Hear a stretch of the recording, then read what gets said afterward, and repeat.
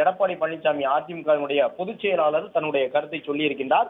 அவர் என்ன சொல்லியிருக்கின்றார் என்றால், எடப்பாடி பழனிசாமி அவர்கள் தன்னுடைய பதிவிலே சட்டமன்ற எதிர்க்கட்சி தலைவராக இருக்கக்கூடிய உதயநிதி ஸ்டாலினை காவல்துறை கைது செய்திருக்கின்றது. உதயநிதிக்கு நாவடக்கம் தேவை என்பதை நாம் பல ஆண்டுகளாக கூறி வருகின்றோம்.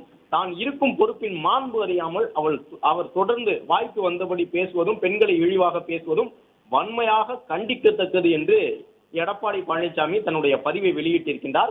எதிர்க்கட்சி தலைவர் உதயநிதி ஸ்டாலினுக்கு நாவடக்கம் தேவை என்பதை பல ஆண்டுகளாக தான் கூறி வருவதாக குறிப்பிட்டு இந்த கருத்தை அவர் சொல்லியிருக்கின்றார்.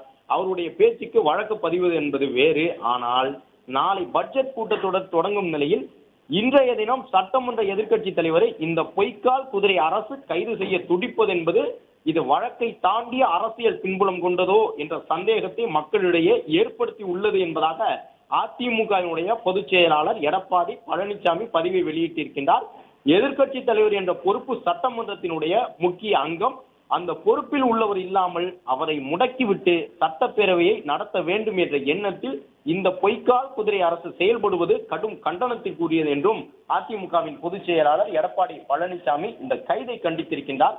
அதே போல நாளை சட்டமன்ற கூட்டத்தொடர் நடைபெறும் நிலையில் எதிர்க்கட்சி தலைவர் மீதான கைது நடவடிக்கையை உடனடியாக கைவிட வேண்டும் என்று இந்த அரசை வலியுறுத்துவதாக அதிமுக பொதுச் செயலாளர் பதிவிட்டிருக்கின்றார். மிக முக்கியத்துவம் கொண்ட ஒரு பதிவாக பார்க்கப்படுகின்றது.